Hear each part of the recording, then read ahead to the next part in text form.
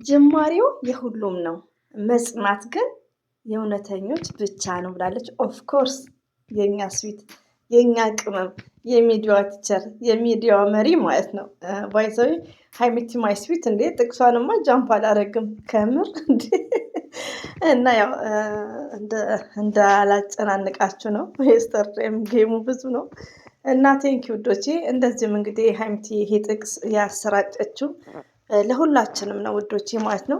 ለሁላችንም ነው። መጀመሩ በጣም ኢዚ እና ሲምፕል ነው፣ ግን ምንድነው ፍጻሜውና መጨረሻው ነው። አላህ እንግዲህ መጨረሻችንን ያሳምርልን ነው የሚባለው። ጅማሬው በጣም ማንኛውም ሰው መጀመር ይችላል እና እንግዲህ ጀምረን እስከ ፍጻሜ ዱዓ ማድረግ ነው።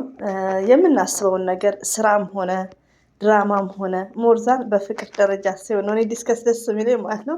በፍቅርና በፍቅር መሀል ምን አለ ፎር ኤቨርስ ኤንድ ፎር ዘ ታይም ቢንግ። እችን ነገር ያኔ ነው ማውቃት፣ ያኔ በጅንጀና ኤጅ ማለት ነው። ፎር ኤቨር ማለት እስከ መጨረሻ፣ ፎር ዘ ታይም ቢንግ ማለት ነው ለጊዜው። ይሄ እንግሊዝኛ እውነት ይሁን ውሸት አላውቅም እና የሚመቸኝ ማለት ነው። እና አብሶ በትዳር ላይ እንደዚሁም በፍቅር ዝም ብለን ያኔ መጨረሻው የማያምር ከዛኛው ሰው ጋር ማንዘልቅ ከዛኛው ሰው ጋር ትዳር መስርተን የማንዘልቅ ካልሆነ መቀጠል እንዳይለብን ነው። ባይዘው እዚህ ጋር በብዙ ነገር መውሰድ ትችላላችሁ። እኔ ግን ያው የሚመቸኝ እንደነገርኳችሁ በጥንድ ነገር ይመቸኛል። አንደኛ ነገር ለእናንተ የሚጠቅማችኋል ልጆቼ ማለት ነው። እርስ በርሳችን እንደዚህ አይነት ዲስከስ ማለት ነው። እና ሀይሚትዬ ስማርት ናት፣ ትክክል ናት። አላ እንግዲህ መጨረሻችንን ያሳምርን በማለት ነው። ሌላው ደግሞ ወዶቼ እንግዲህ እንደዚሁም አንዳንድ ነገር ዲስከስ ላደርግ ነው የመጣሁት። አሰላሙ አለይኩም ወራህመቱላሂ ወበረካቱ። ውድና የተከበራችሁ ዘር ለገብሬ ቤተሰቦች የምወዳችሁ የማከብራችሁ ሁሉ አማን ሰላም፣ እኔ ጋር አልሐምዱሊላህ ሁሉ አማን ነው። ውዶቼ ማሮቼ ፍቅሮቼ እንግዲህ ኖቲፊኬሽን ይገባል። ከምር ኖቲፊኬሽን ደግሞ ሳይለንት ሳረግ አንዳንዴ ዘይራቸዋለሁ ማለት ነው። በጊዜ ባለኝ ታይም እና ለዛ ነው ይቅርታ ማለት ነው። እና ውዶቼ ማለት ነው ሁሉ አማን ነው፣ ሁሉ ሰላም።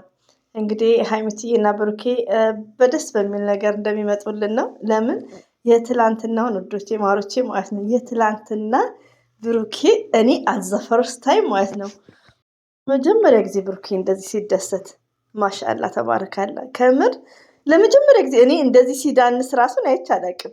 የትላንትናው እኮ የተለየ ነው ውዶቼ። ቅውጥ ቅውጥ ቅውጥ። እኔ ደግሞ መጥቼ ኮሜንታችሁን ሳይ ሀይሚዬ ስትወጣ ትመጣለች ጠብቂያት ነው ማን አንዷ ብላኛለች ቁጭ ብዬ እና ብቻ አዲስ ነገር እንግዲህ ያው ደስ የሚል ነገር በደስታ ጥሩ ጥሩ ነገሮች እንደሚያጋሩን ነው። እና በጣም ነው ደስ የሚለኝ። እኔ በጣም ነው ደስ ያለኝ ከምር። እኔ እንጃ የስታርዴው ተወርቶ ማያልቅም፣ ስክር ነው የሚያደርገው ደስታው ማለት ነው። ሀይሚትዬ መታ ነበር። አንድ ኤርትራዊ እህታችን ደግሞ በጣም ነው የምንወድሽ ማለት ነው የኔ እናት። እሷም ደግሞ ስለ ሀይሚትዬ ፍቅረኛ እያለች ማለት ነው። ንግግሯ ራሱ እንዴት እንደሚጣፍጥ አማርኛዋ ማለት ነው። በጣም ደስ ይላል። የትላንትናው እንዴት ነው እናንተ ደስታ ሲደራረብባችሁ ማውራት ያቅታችኋል? እኔ ከምር የትላንትናው ቀን በጣም ደስ የሚል ቀን ነበር እላቸዋለሁ። ሆኖም ግን ያው በመልካም ነገር እንጠብቃቸዋለን። ከአሁን በኋላ ጥሩ ጥሩ ነገር ይዘውልን ነው የሚመጡት በተስፋ ማለት ነው። እኔማ አዲስ ነገር የሚመጣ ይመስለኛል። ለምን ብሩክም እሷ ጋር ያለው እሷ ቤት ነው ያለው እና እሷ ቤት ነው የሄደው እሱ ነው የሄደው እያላችሁ ነው። በዚህ አጋጣሚ ወዶች ዩቲዩብ ላይም ያላችሁ ይቅርታ አድርጉልኝ። እዛ ቲክቶክ ላይ ትንሽ ነገር የሚሉትን አምጥታችሁ ዩቲዩብ ላይ መጨቃጨቅ የለም። ዘር ለገበር ዩአርሊስን ኦኬ።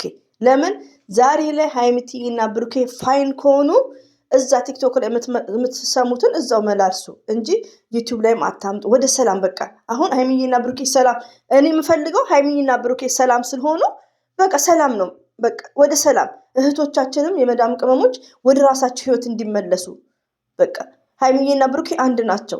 ሀይሚና ብሩኬን ያገናኙ አንድ አላህ ሱብሃነሁ ወተዓላ ነው። ገባችሁ? ዛሬ ላይ ረብሻ የለም። በረብሻው ሰዓት ሁላችንም ተነስተናል። አንዴ በግጥም አንዴ ቦክስ በቦክስ ሆነናል። ዛሬ ላይ ደግሞ ሀይሚና ብሩኬ ከመጡ ምንድነው የምፈልገው? ቲክቶክ ላይ ዝም ብሎ ስራ ሲደክማቸው በመዳም ሲናደዱ ወይ ከፍቅረኛው ያው አልስማማም ሲሉ ብሩክና ሀይሚቲ ላይ ያልሆነ ነገር ሲያወሩ ለነዛ ቦታ መስጠት የለብንም።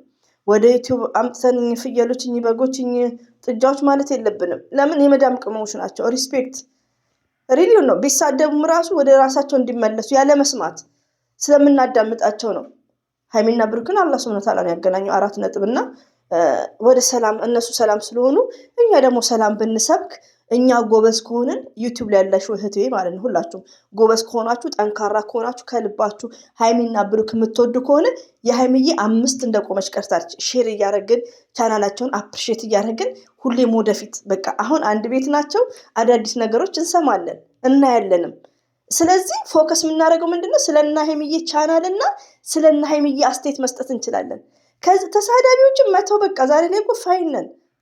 ወላይ ለኔ አሁን ለምሳሌ ቲክቶክ ላይ ቢሰዳደቡ ሀይሚን ራሱ ቢናገሩ እዚህ መጥቼ ተውልል እችላለሁ እንጂ አልሳደብም። ለምን ሀይሚና ብሩክ ሰላም ናቸው ሲጀምር አላወራም።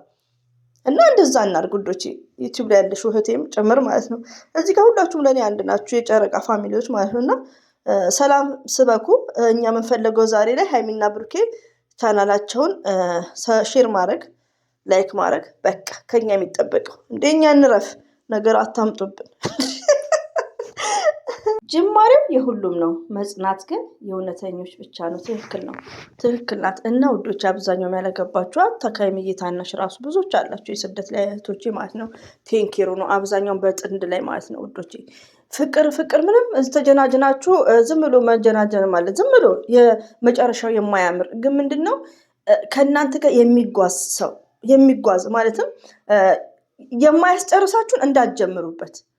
ሪሊ አሁን እኔ ሳገባ ወደ 8-6 ልጆች ነን ሴቶች ማለት ነው። 4ቱ ምናምን አግሬዶ ተፋተዋል። ለምን ምንድነው የሚያስቀድሙት መሰላችሁ? እከሌ ያገባችና ሆዬ ድግስ ምናምን ብዙ ነገሮች አውጥተው ማለት ነው። ገባችሁ? አንድ ሰው የማያስጨርስ ከሆነ እስከ መጨረሻ ካልሆነ ከኔ ጋር መጀመሩ አስፈላጊ የለም። የከሌ ነበረችና ተለያዩ ባይዘው እንደዚህ አይነት ነገር እኔ በጣም በምፈራው ዛሬ ተውት። አሁን ላይ ቆይቻለሁም በትዳርም እና በጣም ምጠላው ማለት ነው። በጣም ነው የምፈራው። ታናሾች ሻገባ ግቢ እንኳን ሲሉና በቃ የከሌ ነበርሽ ተውቹ የሚባል ነገር ይደብራልና እህቶቼ በዚህ አጋጣሚ በህይወታችሁ ላይ በጣም መጠንቀቅ ደግሞ መልካምና ጥሩ ባል እንዲሰጣችሁ ከፈለጋችሁ ለሰው ልጅ ተንኮል አታስቡ። ሲቀጥል ደግሞ በየሃይማኖታችሁ ዱአ አድርጉ። በንጹህ ልባችሁ በቃ ዱአ አድርጉ። ያ ነገር ቢቆይም ያሰባችሁት ነገር እንደሚሳካ ነው። ወላሂ ነው የምላችሁ የመዳም ቅመሞችዬ ማለት ነው። በማንኛውም እምነት እመኑ፣ ዱአ አድርጉ። በቃ ዋናው ምንድነው ለትዳራችሁም ለህይወታችሁም ዋናው ምሰሶ ምንድነው? ዱአ ነው። ስለዚህ ህይወት ስትጀምሩ ዝም ብሎ አይደለም ያኒ ጅማሬው ሳይሆን ዋናው ምንድነው እውነተኛ መስራት የእውነተኞች ብቻ ነው ብላለች። አሁን እንግዲህ አላህ መጨረሻውን ያሳምርልን ማለት ነው። እንደነገርኳችሁ እኔ በትዳር በጥንድ ነገር ነው በቃ ዲስከስ ማድረግ የምወደው። ሞርዛን ያው ስደት ላይ ያሉ እህቶችም እንደዚሁም ደግሞ ትንንሽ ልጆች አሉ ከአይምት እድሜ ያነሰ እንደነገርኳችሁ ከእነሱም ቀድሜ ትዳርም ስለያዝኩም ብዙ ነገሮችን ያው እርስ በርስ እናንተ ታርሙኛላችሁ ላይክ እና ይጠቅማቸዋል ማለት ነው። መጠንቀቅ እንዳለባችሁ የከል ያገባ እድሜ ሄደ ብላችሁ ሳይሆን እስከ መጨረሻ የሚሆናችሁ እሱ ደግሞ ምንድነው ዱዓና ጸሎት ማድረግ ነው። ትዳር ከአላህ ሱብሃነሁ ወተዓላ ነው። ሲቀጥል ደግሞ በስራ ራሱ ሀይሚያውን በስራ ሊሆን ይችላል። እኔ ራሴ ነኝ ይሄን ነገር ሁላችንም በራሳችን መውሰድ አለብን። የሆነ ነገር ለመስራት ከፈለጋችሁ ማንም ሰው ቢነሳባችሁ እዛ መጀመሪያውን ሳይሆን ፍጻሜውን ግን መግባት አለባችሁ። መጠንከር እንዳለባችሁ ያን ነገር እሰራለሁ ብላችሁ ጀግና መሆን እንዳለባችሁ ይመዳም